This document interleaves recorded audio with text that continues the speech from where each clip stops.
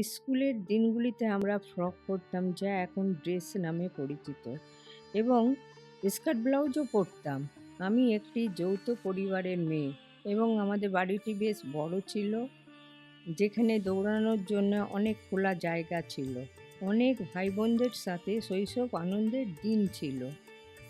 যাই হোক, আমার শাড়ির গল্পটা বেশ ছোটবেলা থেকেই শুরু হয়েছিল। আমার মনে আছে আমার মা সুন্দর আকাশি নীল রঙের শাড়িটি পরতেন, কখনো আবার সুন্দর জটিল প্যাটার্নের পাড় এবং আঁচলওয়ালা শাড়ি পরতেন। ওই শাড়িগুলোর মধ্যে এমন কিছু ছিল যা আমাকে আকর্ষণ করত একজন বাঙালি মেয়ে হিসেবে। এবং যদি আপনি বাঙালি মেয়েদের চেনেন তাহলে আপনি অবশ্যই জানেন যে তাদের শাড়ি পরার প্রতি এই আকর্ষণটা ছোটবেলা থেকেই থাকে। আর আমারও সেই আকর্ষণ ছিল।